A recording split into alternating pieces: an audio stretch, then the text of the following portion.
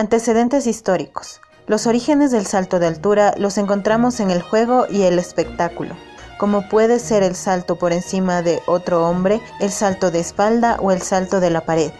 Como ya practicaban los celtas en el siglo XIII a.C., los celtas realizaban una especie de Juegos Olímpicos llamados Juegos Tailteann. La idea era pasar sobre un muro solo con la ayuda de las piernas. El objetivo pretendido en las técnicas que han ido surgiendo es que el centro de gravedad se aproxime lo máximo posible al listón, o incluso pase por debajo de este, sin apartarse de normas establecidas por el reglamento. Existe un elevado número de variantes. La técnica más primitiva de salto de altura es la denominada salto frontal con encogimiento de piernas. Las primeras manifestaciones de los denominados salto de tijera las llevó a cabo el atleta Brooks en 1874, que consiguió alcanzar una altura de 1,80 metros al realizar con una menos frontal, con una batida con la pierna exterior y pasar con la otra, manteniendo el tronco erguido. La aparición de las técnicas de rodillo revolucionaría el salto de altura. Primero fue el rodillo costal de la costa oeste o californiano, donde a diferencia del de tijera, el cuerpo pasaba rotando paralelamente al listón y se fijaba un sentido en la carrera para que la pierna de batida estuviera en el lado del listón. Su inventor, Horine, en 1912 sería el primer atleta en sobrepasar los 2 metros de altura. Horine, además de hacer uso de una nueva técnica, también introdujo como novedad la utilización de clavos en el talón de las zapatillas y una plantilla interior flexible. El rodillo ventral, cuya fecha de aparición se establece en 1920, nace como una variante del estilo costal. Debe su denominación como rotación para franquear el listón rotando sobre el vientre.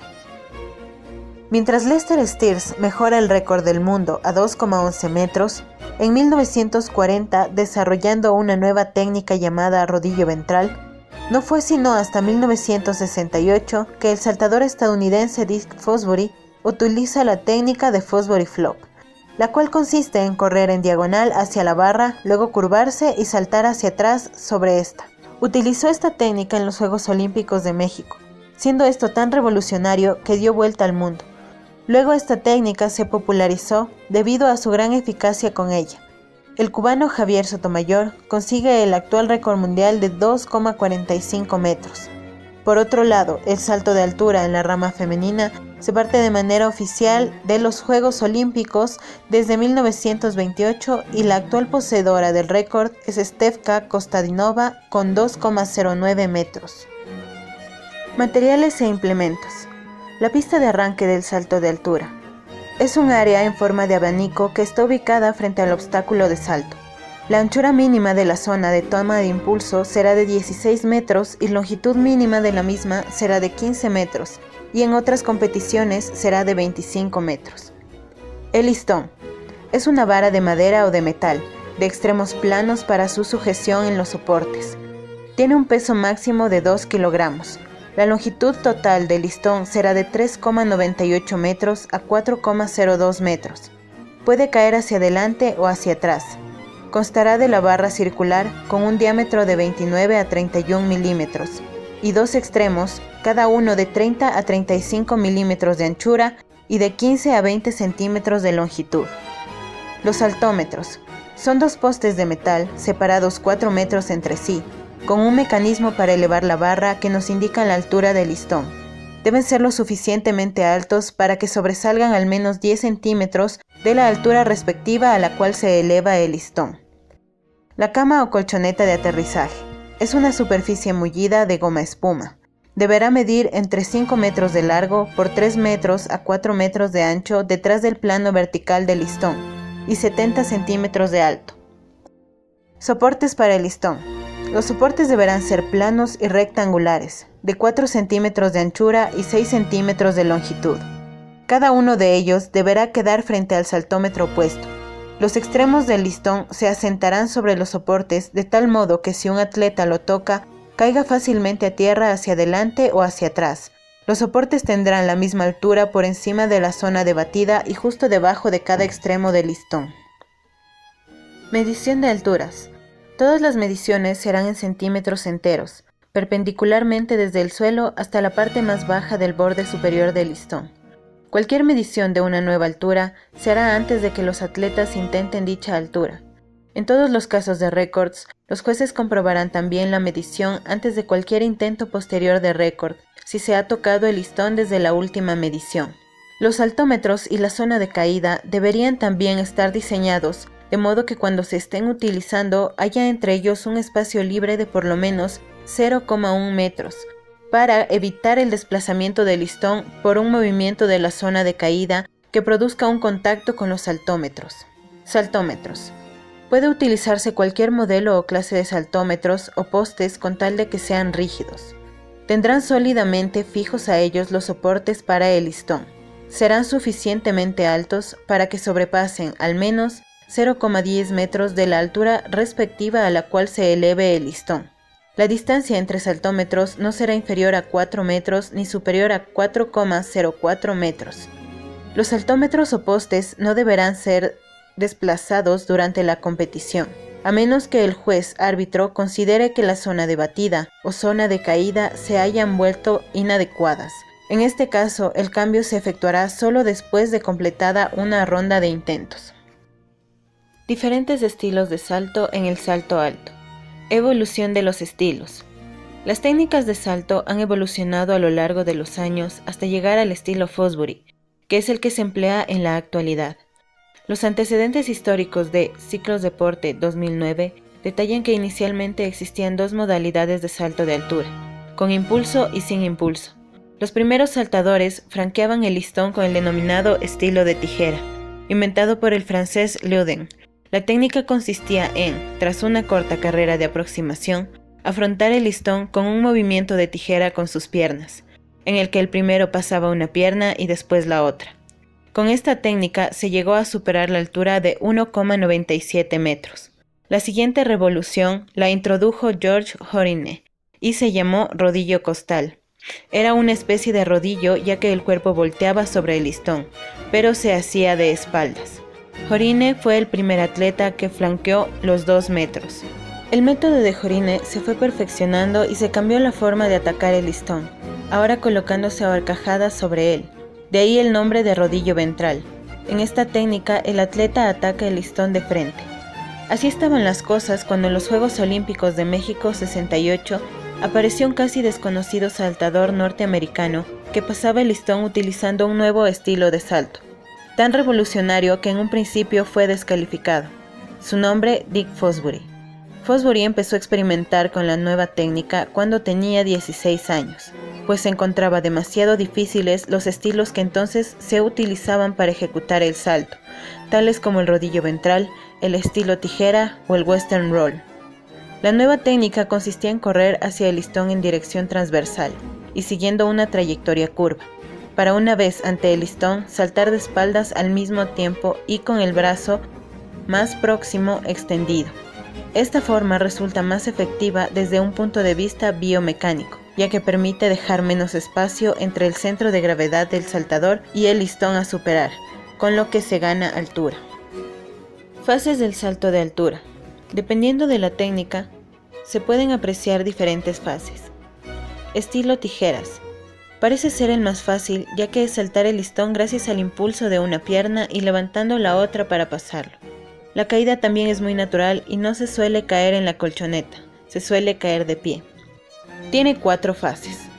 Carrera. Se realiza un recorrido recto de aproximadamente 5 zancadas y después se pasa a la trayectoria curva, en la que se dan de 2 a 3 zancadas para conseguir llegar a una posición de costado al listón. Batida. La pierna exterior es la pierna de batida.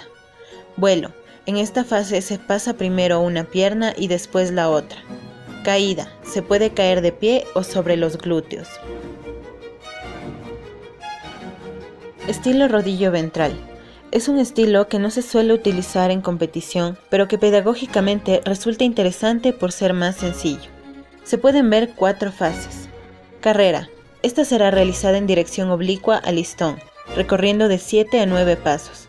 El centro de gravedad del cuerpo se retrasa con una ligera flexión de las piernas, en los 3 últimos pasos, para poder lanzar la pierna de salto. Batida. debe realizarse de forma explosiva en dirección al listón. Al mismo tiempo, los brazos realizan una acción ascendente para así conseguir que el cuerpo se coloque paralelo al listón, en el aire. Envolvimiento. El cuerpo pasa sobre el listón realizando un movimiento envolvente. Recepción. Se cae sobre el hombro más alejado del listón el momento de la batida y, finalmente, terminando de rodar sobre la colchoneta. La técnica del Fosbury Flop. La carrera. Objetivos de la carrera. Preparar la fase culminante del salto que es la batida. Lograr una velocidad horizontal óptima.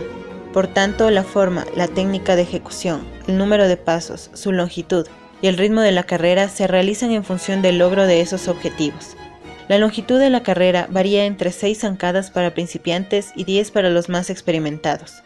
La carrera tiene 2 tramos, de progresión o aceleración, en recta perpendicular al listón, de 5 a 7 apoyos, de preparación a la batida en curva, de 3 a 5 apoyos.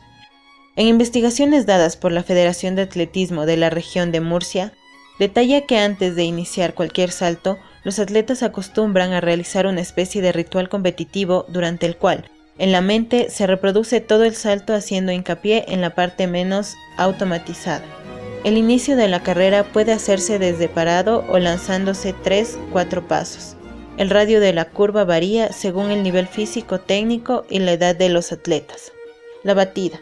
El objetivo de la batida es coordinar las fuerzas internas y externas para lograr la máxima velocidad vertical de salida y generar las condiciones que permitan el franqueo del listón. Se inicia en el momento en que el pie de batida contacta en el suelo. El saltador llega con el cuerpo retrasado y cuerpo inclinado.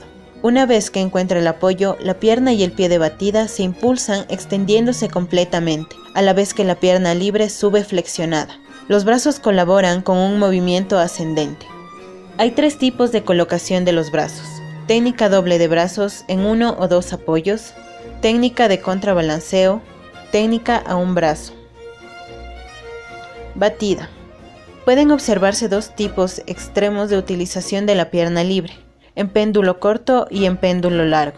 En el primer caso, el talón pasa cerca del glúteo, siendo esta acción mucho más rápida e imprimiendo además un empuje extra en el saltador. En la acción del péndulo largo, el recorrido del pie libre es más largo, aumenta el tiempo de batida y se desarrolla un considerable momento sobre el cuádriceps, siendo más difícil transferir esa fuerza concéntrica al salto. Vuelo y franqueo. Comienza con el despegue del pie de batida y termina con la caída en el foso. Una vez en el aire, el cuerpo se va colocando paralelo al listón para preparar el franqueo de este. En Fosbury Flop, es la cabeza la primera en traspasar normalmente el plano del listón. Ya encima del listón es cuando se provoca el arqueamiento del cuerpo elevándose por encima del listón. Caída.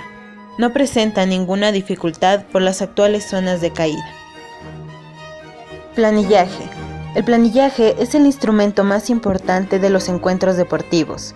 En este recurso se puede registrar nombres de jugadores, de árbitros, marcadores parciales y finales, puntajes, medidas y otros datos importantes para realizar tablas de posiciones, marcas, tiempos, etc. Es un documento que no puede ser falsificado y debe gestionarse con responsabilidad y conocimiento.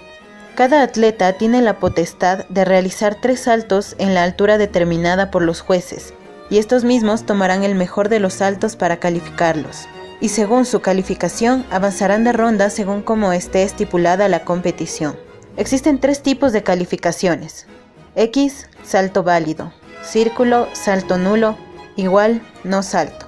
Récords mundiales. Categoría masculina. Javier Sotomayor, de nacionalidad cubana, marcó el récord de 2,45 metros en el salto de altura en la competición mundial de salto alto realizada en Salamanca, España, el 27 de julio de 1993.